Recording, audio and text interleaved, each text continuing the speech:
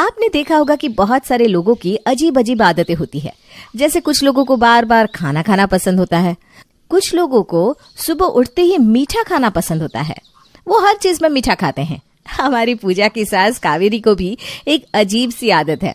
उसे सुबह जल्दी उठकर चाय पीने की आदत है, और जल्दी भी कुछ इतना कि उसे सुबह 4 बजे चाय ना मिले तो उसकी तबीयत खराब होने लगती है।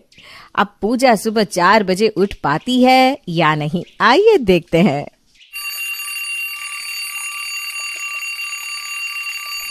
अरे पूजा बंद करो इसे, मेरी नींद खराब हो रही है। हाँ करती हूँ।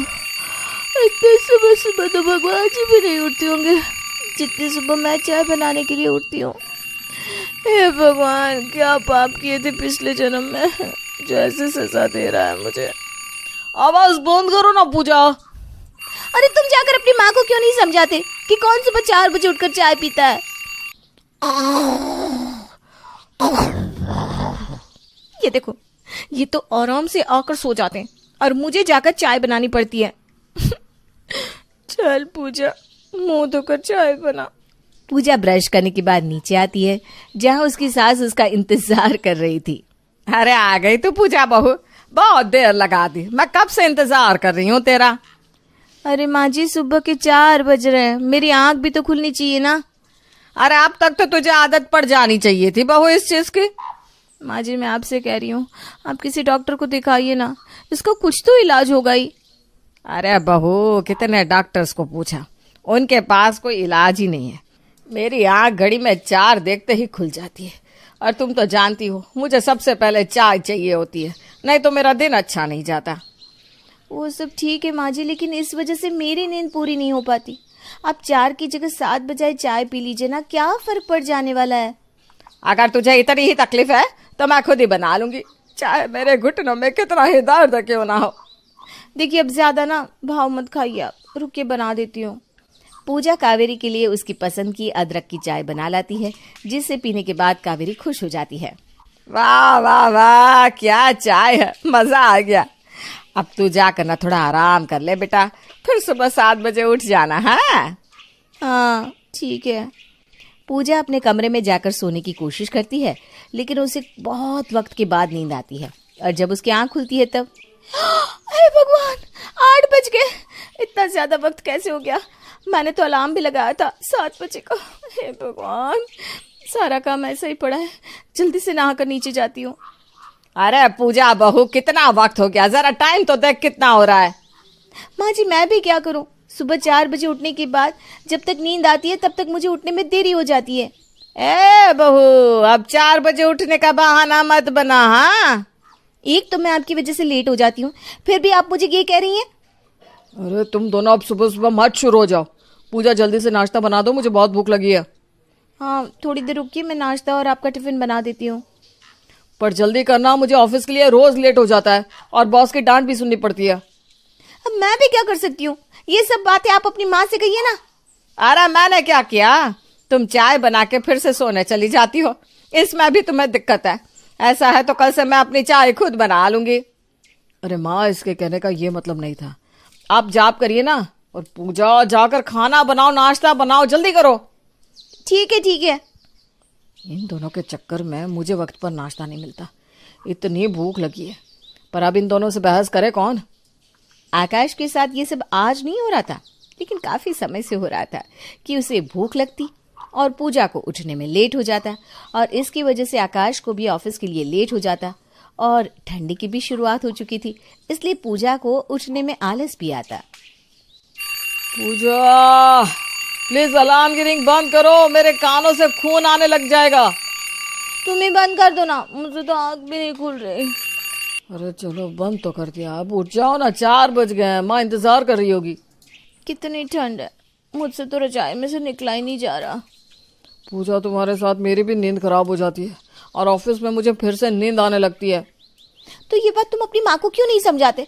वो अपनी आदत बदलने को तैयार ही नहीं है। अरे पूजा, अभी तक उठी के नहीं, मेरे सर में दर्द हो रहा है। हाँ हाँ आई माँ जी। जाओ चलो, माँ इंतजार कर रही है, फिर आकर सो जाना। पता नहीं कैसे छूटेगी इनकी ये आदत, तब तक मैं जिंदा भी रहूंगी या नहीं। ठंडियों के मौसम में पूजा को सुबह 4 बजे उठने में बड़ी दिक्कत होती, जिससे आकाश को उसे उठाना पड़ता और इससे उसकी भी नींद पूरी नहीं हो पा रही थी। हाँ, आज फिर से लेट हो गया। हे भगवान, आज तो पहले से भी ज्यादा लेट हो गया है। जल्दी नहा के नीचे जाती हूँ। ये देखो, आज फिर से तुम्हें देरी हो गई है नीचे आने में। बहस बाद में कर लेना, पहले जल्दी से खाना बना दो। जल्दी करो, आज मुझे ऑफिस जल्दी पहुंचना है। हाँ, आप रुकिए, मैं बस जल्दी से बना देती हूँ। अरे भाभी, अभी तक आपने बर्तन नहीं निकाले क्या? अरे मैंने खाना ही नहीं बनाया अभी तक, तो तुझे बर्तन कैसे दूँ? भाभी, अभी आप खाना बनाएगी, भैया का टिफिन बांधेगी, तब तक मैं थोड़ी ना रुक जाऊंगी। अरे तो तू थोड़ा देरी से जाना।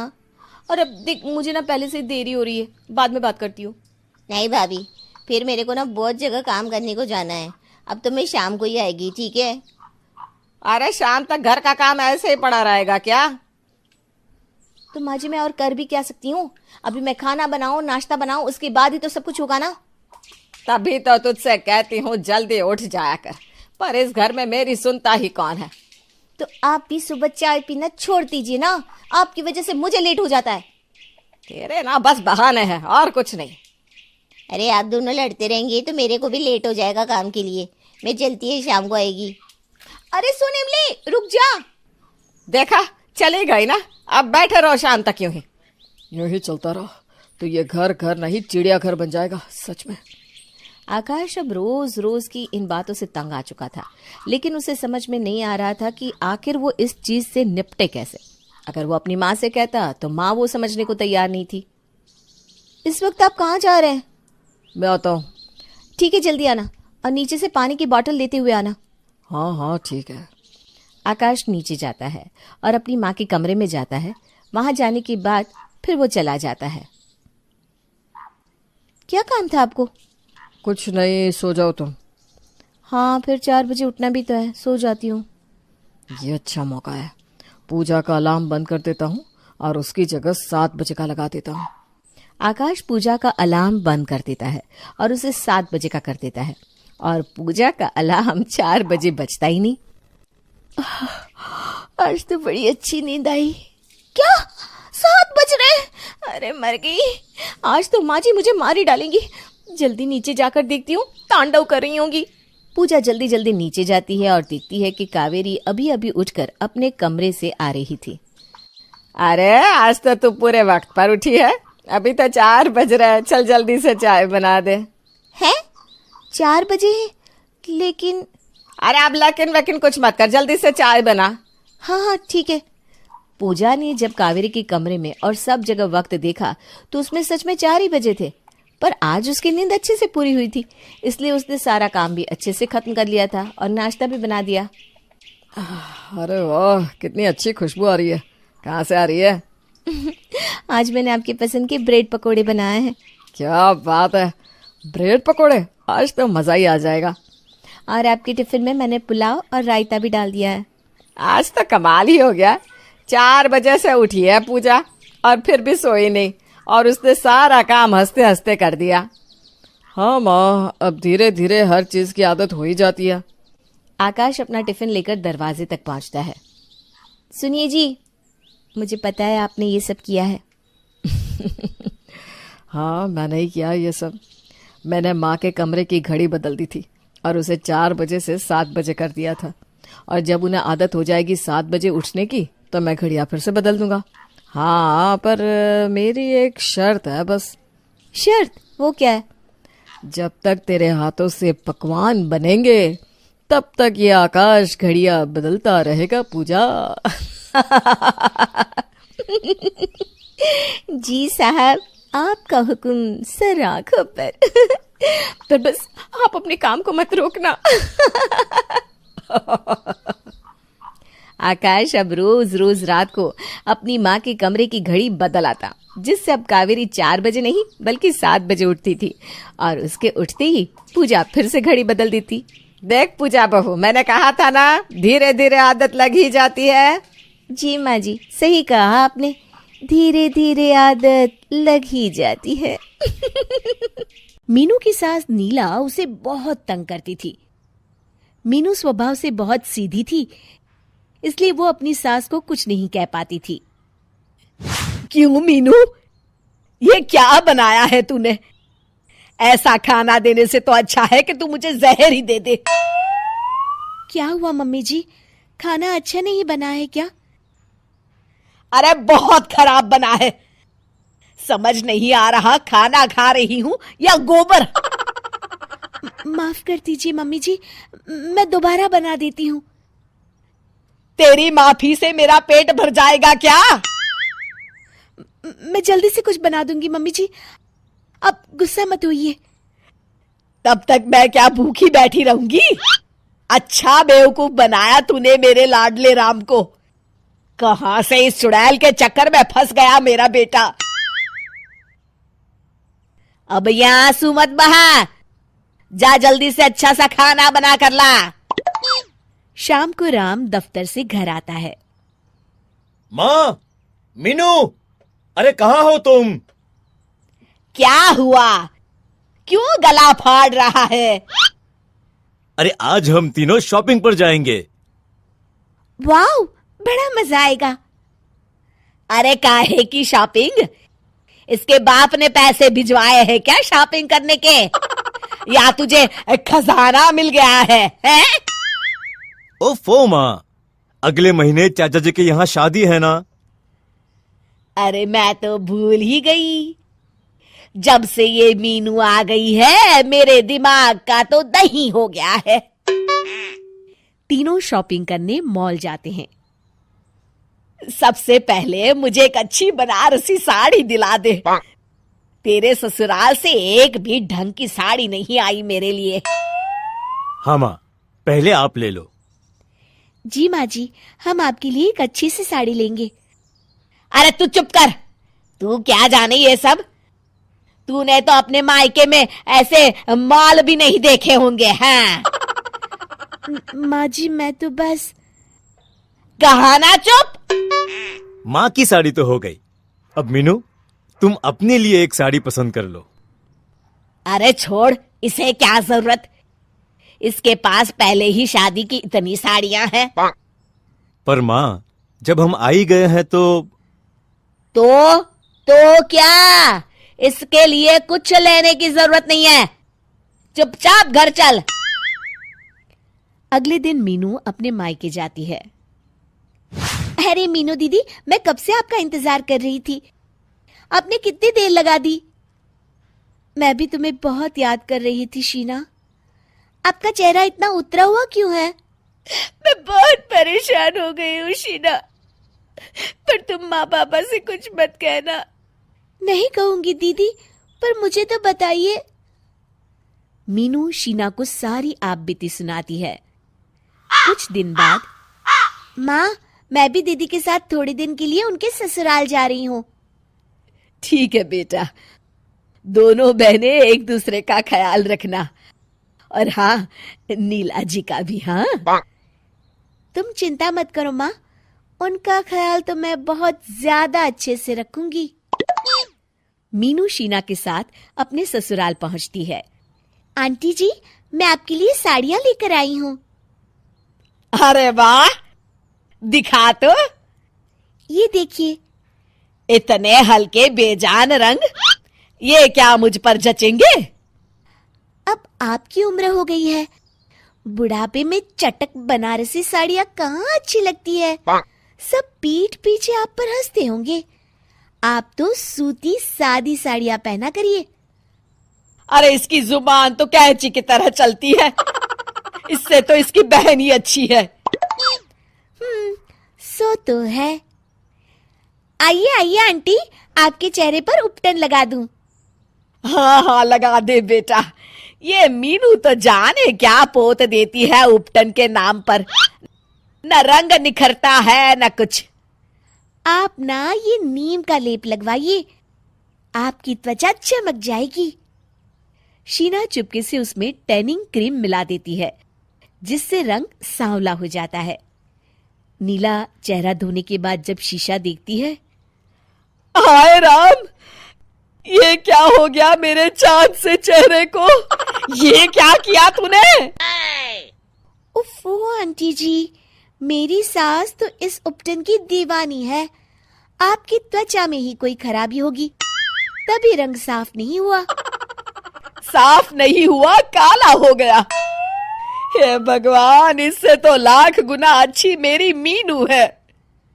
शाम को आइए महारानी जी, सुबह से सब भूखे बैठे हैं कि कब तुम आओगी और खाना बनाओगी। अरे आंटी जी, दीदी के हाथ में चोट लगी है, आज खाना मैं बना देती हूँ।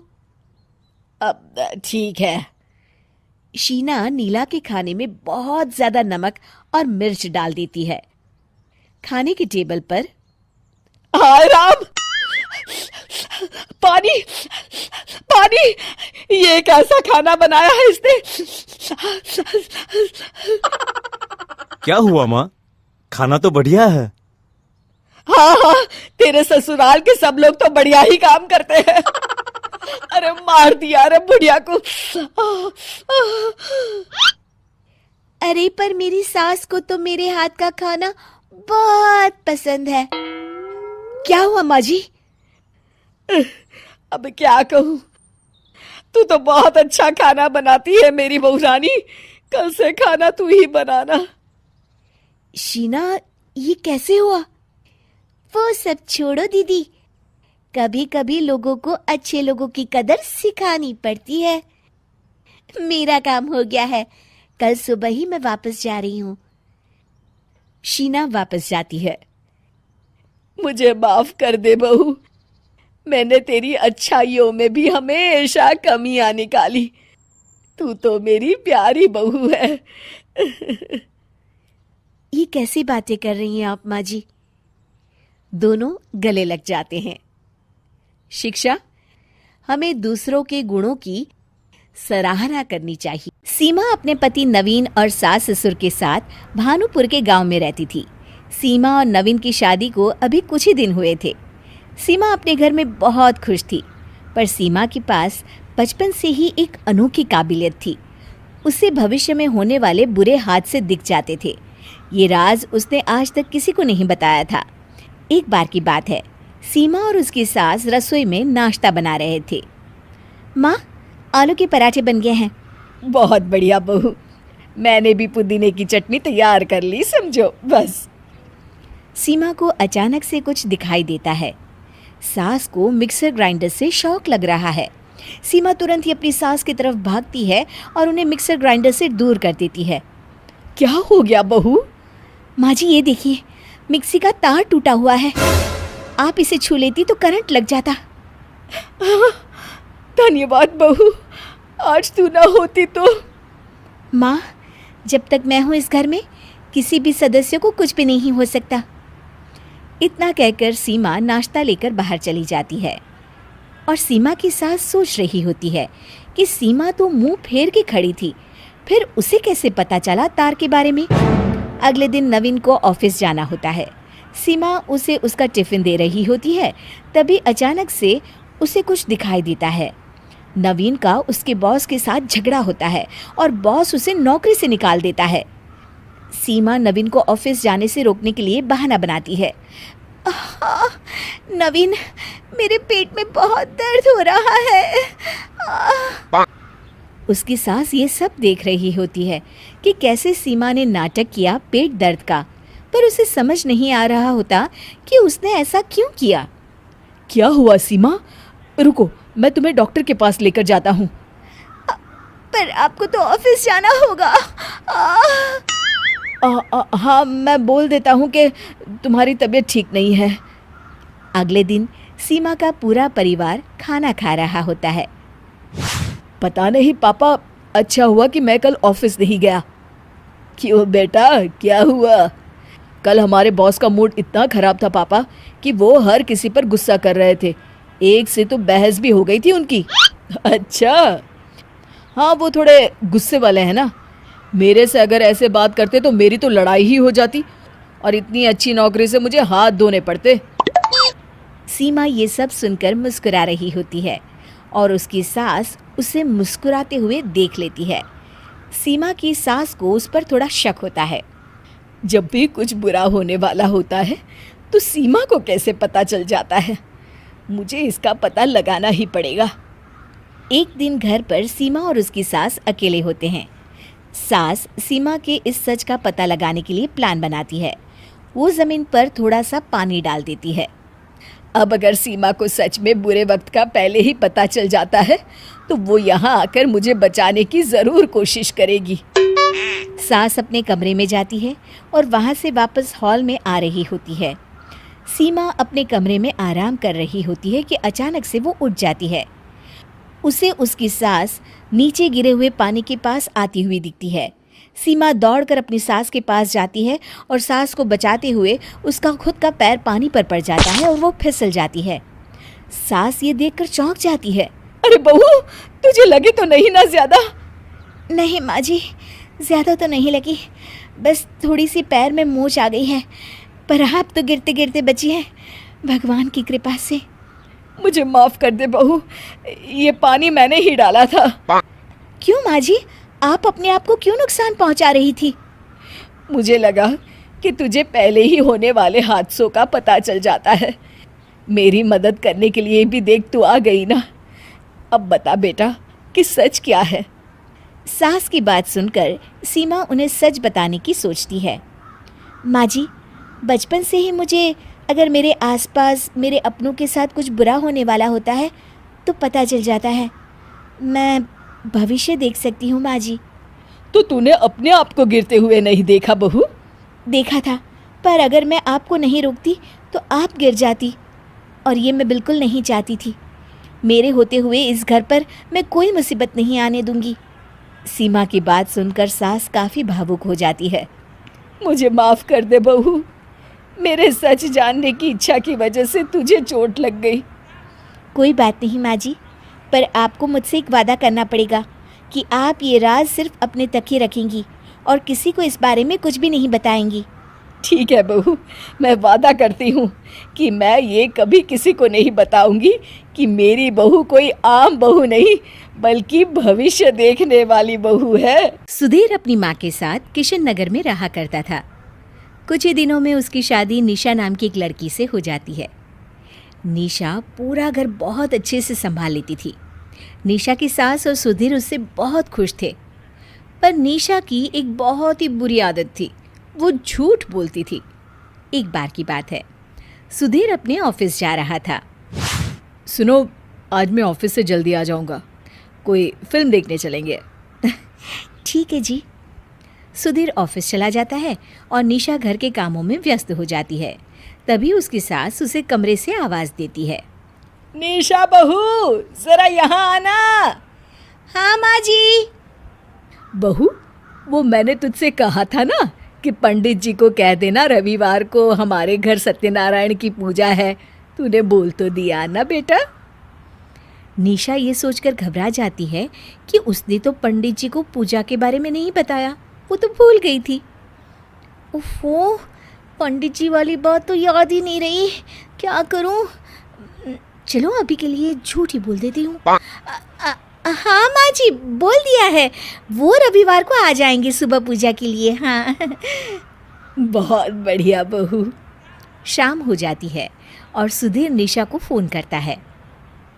हेलो निशा सुनो, तुम मुझे मिल रही हो ना आधे घंटे में सिटी मॉल में? निशा फिल्म देखने जाने के लिए अभी तक तैयार भी नहीं हुई होती है। ओफो, फिल्म देखने जाना था, मैं इतना लेट हो गई, क्या करूं? हाँ, मैं फिल्म शुरू होने से पहले पहुंच जाऊंगी जी। निशा फटाफट तैयार होने लगती है। सुधीर फिर से फ़ोन करता है। ओफो, इन्हें भी चैन नहीं है। निशा, कहाँ रह गए तुम? फिल्म 20 मिनट में शुरू होने वाली है। हाँ सुधीर, बस ऑटो ही ढूंढ रही हूँ, मिल नहीं रहा, क्या करूँ मैं? अच्छा ठीक है बाबा, जल्दी आओ। निशा फिल्म के लिए लेट पहुँचती है। कहाँ रह गई थी तुम? 15 मिनट की फिल्म निकल भी गई। अरे वो ऑटो वाले को रास्ता ही नहीं पता था, दूसरा ऑटो करना पड़ा, इसलिए लेट हो गई। निशा झूठ बोलने में माहिर थी और ये आदत उसकी इतनी आम हो गई कि उसे पता ही नहीं चला कि ये एक दिन उसे कितनी भारी पड़ सकती है। अरे पंडित जी, मुझे पता है कि इतने कम वक्त में आपको बता रही हूँ, पर मैं क्या करूँ, मुझे भी तो मेरी सासू माँ ने अभी बताया है। ठीक है, मैं कल आ जाऊंगा सुबह 10 बजे। रविवार के दिन घर में पूजा होने वाली होती है। घर में सभी तैयारियों में लगे होते हैं। निशा, तुमने पूजा की सारी सामग्री ठीक से चेक तो कर ली थी ना? कुछ ऐसा तो नहीं ना जो तुम भूल गई हो? निशा मन में ही बोल पड़ती है। लिस्ट तो चेक नहीं की, पर ठीक है ना, सब सामान तो ले ही लिया होगा मैंने। हाँ, चेक कर ली ना, सारा सामान है। पंडित जी पूजा शुरू करते हैं और सभी लोग पूजा में बैठे होते हैं। घी ले आइए, हवन आरंभ होने वाला है। जाओ निशा, घी ले आओ। अरे बाप रे, घी लाना तो याद ही नहीं रहा मुझे, चेक कर लेना चाहिए था। निशा जाओ ना, लेट हो रहा है हवन में। हाँ, जाती हूँ। निशा बड़ी ही परेशान हो जाती है। वो रसोई में घी ढूंढ रही होती है। क्या करूं, घी तो खत्म हो रहा है। ओह, एक बार ऊपर देखती हूँ, क्या पता शायद स्टॉक में हो। निशा कुर्सी के ऊपर खड़े होकर हड़बड़ी में घी ढूंढ रही होती है और उसका पैर फिसल जाता है। निशा जोर से गिर पड़ती है। मर गई रे, मेरी कमर। निशा की आवाज सुनकर सब रसोई में आ जाते हैं। क्या हुआ निशा, तुम ठीक तो हो? वो घी उतारने के लिए कुर्सी पर चढ़ी और गिर गई। अरे पर पूजा का घी तुमने ऊपर क्यों रखा? अरे पूजा के लिए मैं घी लाना भूल गई थी, तो सोचा ऊपर स्टॉक में देख लूं। मतलब तुमने झूठ बोला निशा? झूठ बोलने की सजा भी तो मिल रही है यजमान। निशा कमर पकड़ के शर्मिंदगी के साथ खड़ी होती है। झूठ बोलने के क्या दुष्परिणाम होते हैं, इसका उसे आज सबक मिल गया था।